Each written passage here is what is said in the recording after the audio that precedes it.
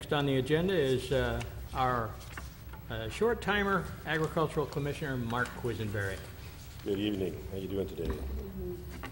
Now if I can get this thing to work.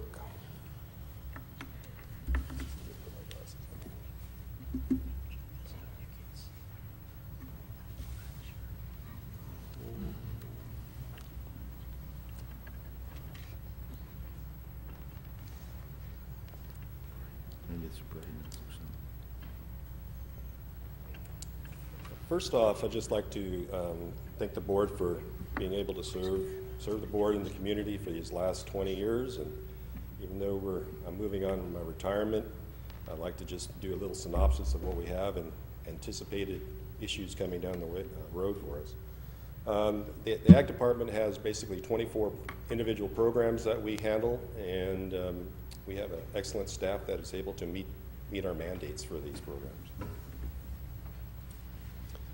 I'm going to be losing my assistant this end of this year, but just as a FYI, internally we've been doing a cross-training and succession planning, and I have 6 staff members who are qualified to take that position. They requires, of course, your Bachelor of Science degree and your 2 deputy licenses, one in Ag and one in a sealer of weights and measures. So we have these staff ready to go at any time. We still haven't done the recruitment started, but they're available too. For my position, we have 2 staff members that are available, who have the qualifications. Lisa Herbert, who handles our weights and measures and our ag programs, and then Steve Shear, our pesticide use enforcement deputy. These 2 positions for the ag require the ag commissioner license and sealer weights and measures license, plus the equivalent of a master's degree in business administration to take that position on. In 2016, so far we know we're going to be losing about 30% of our staff, basically because we're in this baby boomer retirement trend that's going right now. And so we're going to have to really focus on some of the recruitments and also some of the cross-training to get these new staff up to speed so that we can be sure that we're doing the programs and handling the programs like we should. The clerk was going to hand out a... She did. Okay. One of the biggest challenges for upcoming for, say, the Ag Department is this new regulations, AB 243, 266, and SB 643, the Medical Marijuana Regulation and Safety Act. This so-called bummer regulation is going to really affect us because marijuana is now determined to be an agricultural product. That puts us in the mode of working with the California Department of Food and Ag on our enforcement, but it also includes the Department of Pesticide Regulation for our pesticide enforcement and also weights and measures.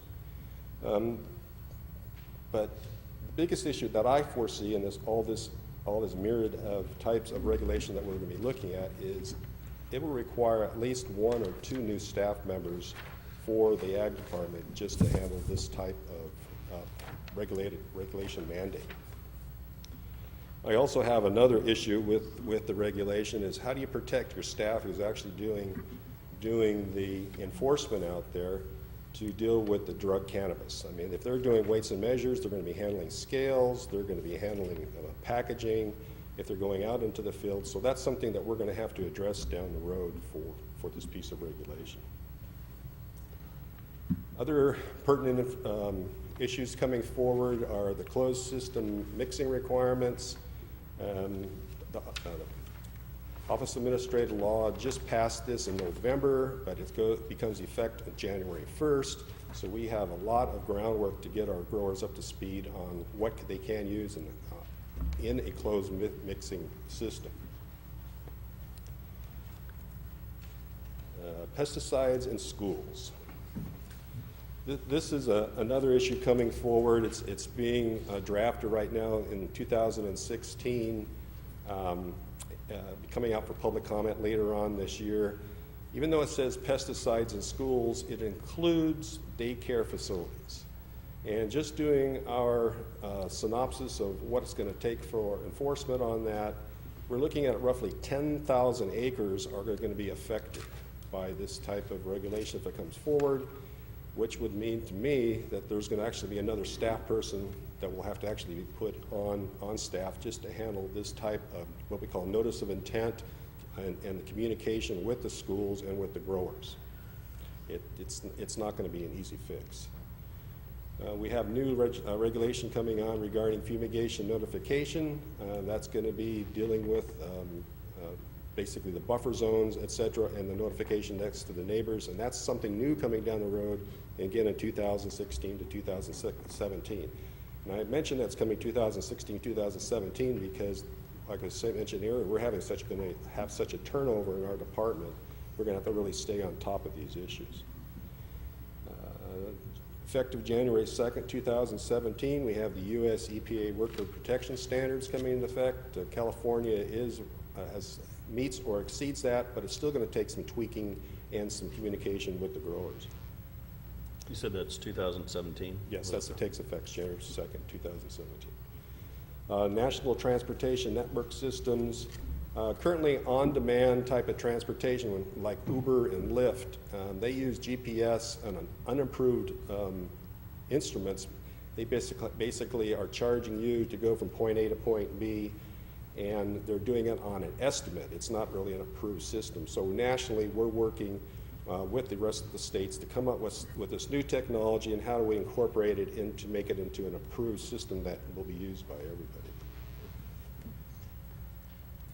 Sutter, Yuba, Nevada heavyweight truck. In 1989, we joined with Yuba County and Nevada County and purchased a heavyweight truck for our scales. The truck is reached its age where the Air Resources Board says that we have to replace that truck tractor engine, and so we're working right now on these JPAs with the other counties. And we're going to go out and get a bid, and we're going to come back to your board so that we can, and the other boards, so that we can go ahead and purchase this vehicle. Over the years, we've been putting money away just for this purpose to replace the truck and maintain its maintenance. We have other issues regarding predatory animal control, et cetera, but I'll just leave these as the top 10 if you want to say for right now. Any questions? To the chair, Mark, I'd just like to thank you with all the hard work that you've done in representing our agricultural community. I'm glad to see there that you have the pesticides, the proposed regulations that are coming up through DPR and Cal EPA relative to pesticide applications near schools, near and around schools. The activists are requesting a 1 mile buffer zone, and the reason I know this, as you all know, in my business, I deal with pesticide issues. And I think the ag community is not supportive of that, so it'll be interesting to see what actually comes out of the regs on the pesticide around schools. And then the other one is the fumigation notification, which again, the activists want, large buffer zones. And what that does, as you pointed out, puts a lot of ag land out of production. And in this county, we have Berry School, Central Gaither School, we have East Nicholas, a lot of schools that are in the rural area, probably in your district as well, Larry. Well, we have Robbins, Meridian, so all of them, 1 mile would cover a lot of ag. And then we got to include the daycares. And And the biggest issue with the schools is the ability to cite their location anywhere. They don't have to go through the regulations. So there needs to be really a legislative fix. Because you can just drop in the middle of agriculture anyway and immediately affect your neighbors. That doesn't work. Right. Anyway, big job ahead. Thank you. Through the chair. Sure. Mark, I want to commend you on your report, and also I want to commend you on running an effective department for so many years for our county. A lot of growers in our community, you very seldom hear any complaints about your department at all, and so that's kudos to you and your department and how you and the services you provide. My only question is that I did get a call a couple months ago from a supervisor in Yuba County that stated, well, your ag commissioner is retiring, our ag commissioner is retiring, And so obviously, we have joint services in other areas. What would be the possibility of combining those services and having one ag commissioner serve both counties? My response to that supervisor was, well, have your CEO contact our acting CEO and work out those details. But just from your thoughts, I'd like to know, from your perspective, what are your thoughts on that issue? Well, you can always put one person at the top, but you're going to have your day-to-day type leadership in those offices. And some of the issues are the same, some are similar, but you're going to have two different environments. You've got more of, for say, if you do Yuba County, you have more of a mountainous type of environment, where down here you have a very highly productive type of fertile ground type of environment. So you're going to have conflicts, and that person's just going to be going back and forth, going to have to report to 2 boards, 2 CAOs. I mean, it can be very gruesome if you look down that path. It's doable, but I mean, it's going to take a lot of more commitment internally in the departments, extra staffing, et cetera, to take care of it. It's good to know. Well, thank you again for your report. Through the chair. Sir? Mark, I also want to commend you. Thank you for the report, and thank you, of course, for your years of service. I think we're going to have an opportunity to give you the real thank you, but I want to tell you, you've done a great job. As Supervisor Whitaker mentioned, it's one of the departments for sure. We hear really no complaints or anything coming out of that. I had a question on the crop report. You do a great job on that, putting that together. Any predictions for this coming year? We keep hearing about nut prices and all those kinds of things, and I'm not a farmer, obviously, but it affects our economy overall pretty heavily, and I know there's some farmers here in the audience. So, what are your thoughts on the crop report for the coming year? I think that, bottom line is growers have to be diversified, because it ebbs and flows constantly depending on what crop that you have there. And if all this walnuts that have been planting and they're not even coming in production yet, and now the price is really tumbling. We work in a world economy anymore, so you just can't focus on, I'm going to grow this crop and hope it's going to take it to market, because somebody else, some outside influence, say China, let's say, for growing walnuts, may be driving the price down, which would then affect you. So you need that diversification so that you can basically cover yourself as you go from year to year and in your productions. Thank you. Through the chair. Sir. Mark, I know we're going to probably later on do a real resolution and talk about it, but I can remember recruiting you, and they've come in and done a great job. There's not ever been a problem, and when you come forward, it's one of those departments you never have to worry about. In your reports, you always, and if there's a question, you always find it.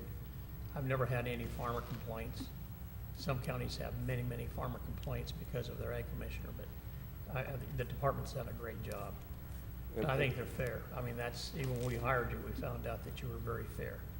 Well, we have a very professional staff, and so I think it extends beyond me into what their abilities are to assist the growers and stuff. As I say, you're only good as your staff, so that's always good. Thank you. Thank you, Mark. Very good. Thank you. Thank you.